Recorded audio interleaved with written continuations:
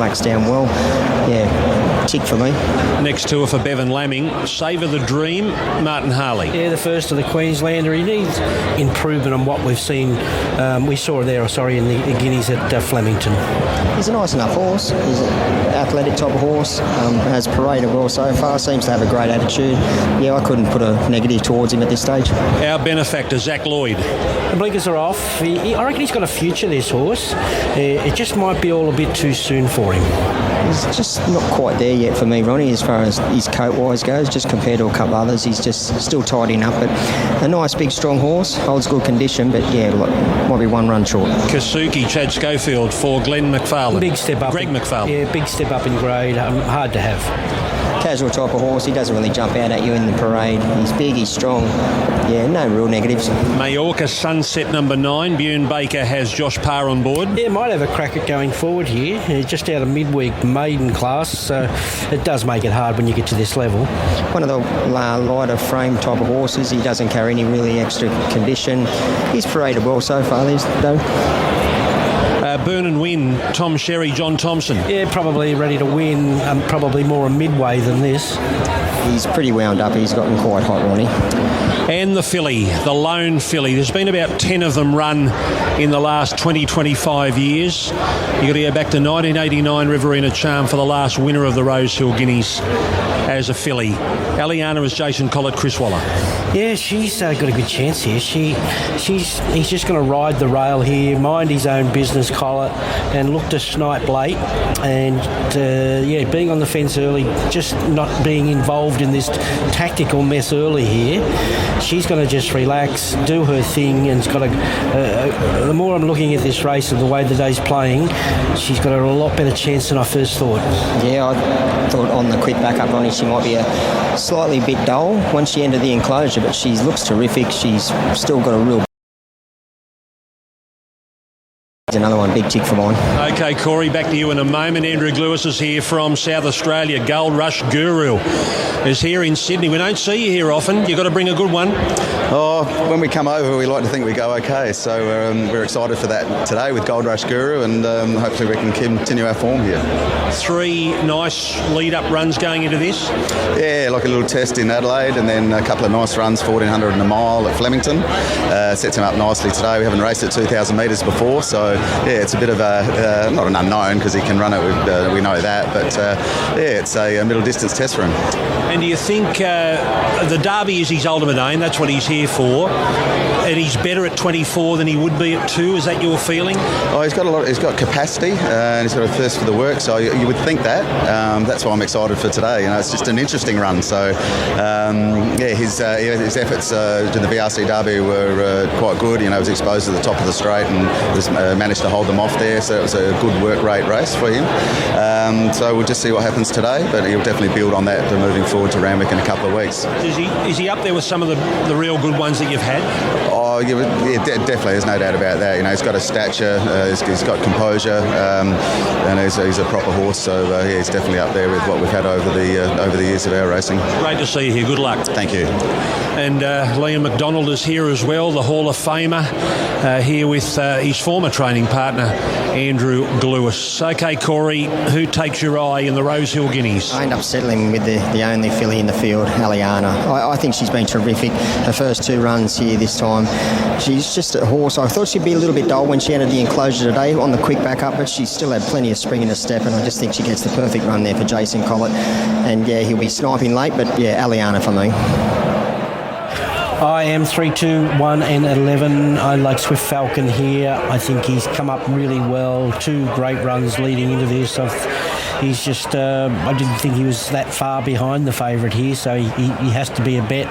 A Gold Rush Guru, I think he's here to run better than expected. Well, he's not. He is expected to run well, 550, but I like the horse. I think he's really fit for this race. There's no doubt about it. Broadsiding, no knock other than the price. Well, that's you're getting a bonus now at 6 to 4 instead of evens.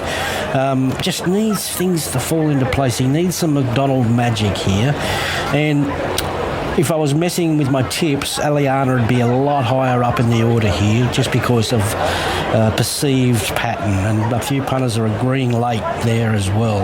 I don't think there's much between these four. 3, 2, 1 and 11, Tim.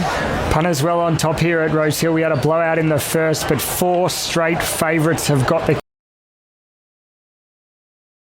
here. He is a drifter, however. Even money this morning after scratchings, he's now out to $2.50. He's easy to lay though. He's around about half the investment on the race. A couple have to firm behind him.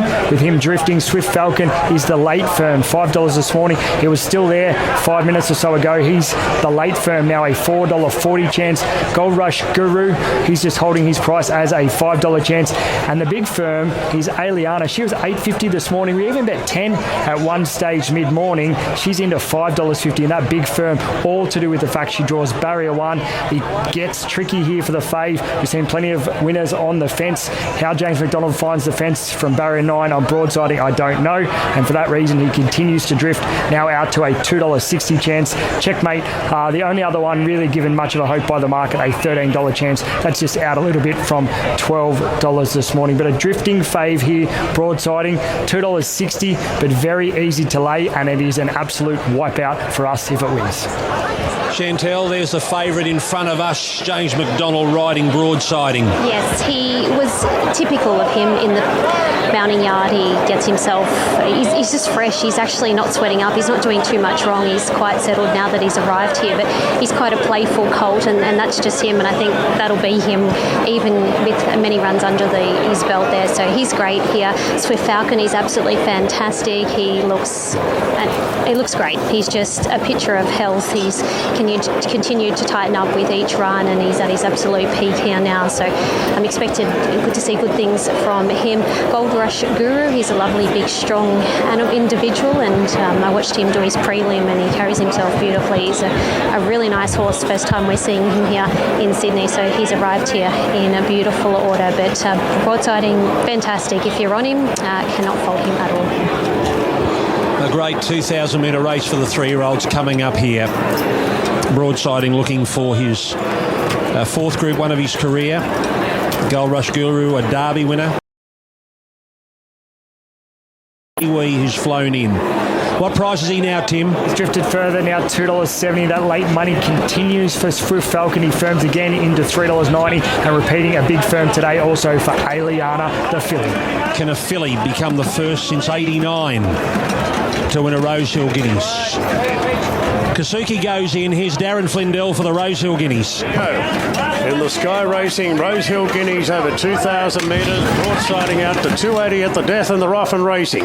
And Plymouth has the head in front early from Checkmate. Gold Rush Guru being sent forward. Aliana posies up nicely. Then Majorca Sunset. Swift Falcon a bit handy in the run. And broadsiding's caught a little bit wide in the early part. And McDonald's looking over the shoulder to see if he can drop him, but he's caught 3 wide for the time being. Followed by Savour the Dream, our benefactor, and Kasuki's last of all. So broadsiding 3 wide going into the bend. And the leader is Gold Rush Guru. Jump to the front, and now Mellum puts the brakes on as broadsiding goes forward on the outside, and broadsiding will race up into second position to avoid being caught wide. Then Majorca Sunset and Savour the Dream, one of the long shots of the field, being sent forward. They're followed just behind the speed to Plymouth in the navy cap down on the rails. So Majorca Sunset back to 5th, then came Aliana, further back to Checkmate, 2 off to Burn and Win. Swift Falcon, who was pretty handy in the early stages, is back 3rd last now in the running line from our benefactor and Kasuki.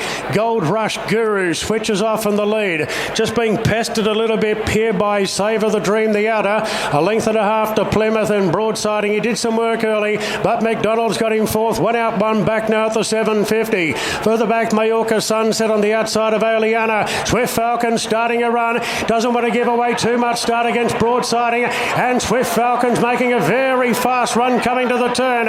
Gold Rush Guru being eyeballed by Savour the Dream. Plymouth locked up now from broadsiding, and Swift Falcon the outside. Majorca Sunset is next into the straight now, and just in front Gold Rush Guru, Savour the Dream, but broadsiding letting down now. Swift Falcon a length behind. Broadsiding 200 to go. Leads by a length on Swift Falcon. Aliana making some headway. Broadsiding in front, 150 to go. Swift Falcon's side kicking. Aliana flashing home at the end. The filly's flying and lunges. Oh, photo finish in the Rosehill Guineas, broadsiding, and Aliana. Oh, nothing in there. Swift Falcon third, Plymouth fourth. Get back to Burn and win Majorca Sunset, checkmate. Gold Rush Guru, our benefactor, Savour the Dream, and Kasuki. Hang on to your hats. The filly Aliana lunging. Broadsiding was trying to grip on. Who's won it? Broadsiding was in front everywhere.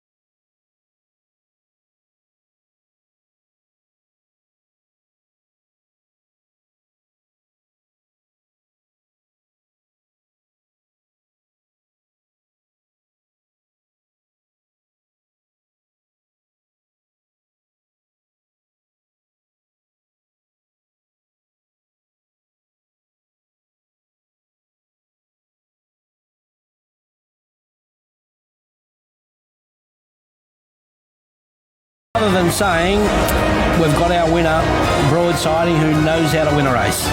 Yeah, what a horse, what a ride. Like you said, Ronnie, everyone was umming and ahhing about what J-Mac was going to do.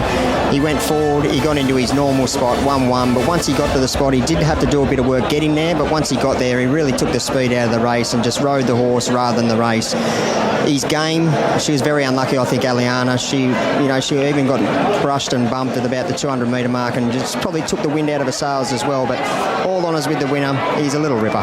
Back-to-back Group 1s for James McDonald. He now goes to 114 career Group 1s, and James Cummings hits 52.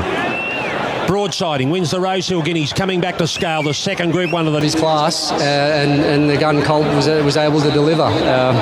Not everything always goes your way in horse races, and you came through a disruptively run race last time, and that run probably galvanised him for a hard test at 10 furlongs like it did this afternoon. But James eventually got into the 1-1. Now when he did, were you happy then?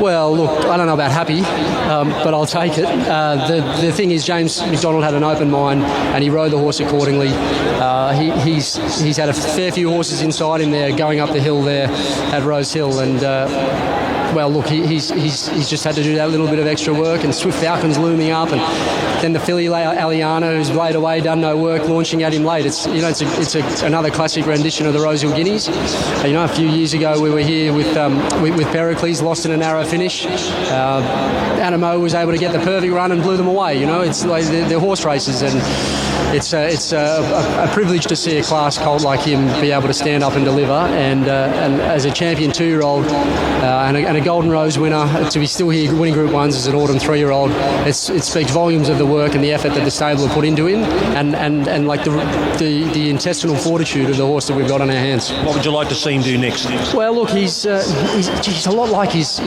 sire, I feel, and having had some interesting discussions with some people in the Northern Hemisphere, I think it's worthwhile keeping that in mind, and so we won't go to the Derby, but we will keep at least another run in mind for him. I think I've really got a strong feeling he won class alone this afternoon, but he's got so much speed about him, and as a genuine Group 1 horse, I think we've got options about where we can take him. Okay, well done, James. Thank you. Here's another James. Come on, mate. Well done, buddy. Tough win. Yeah, mate, he was superb. Showed a different side of him today. He showed his great tenacity, his will to win, his grit and determination, and he found a way to win. He wasn't entitled to win, but that's what good horses do, and he showed why he has stamped himself as the best 3-year-old over that trip. Made you work early? Yeah, for sure. I wasn't really that comfortable, but I wasn't comfortable when the draw come out, so open plan, go with the flow. it worked out from the 1200 onwards, but if it didn't work out, it was going to be a pile of error, wasn't it? 2 down, 3 to go. Thank you. Cheers.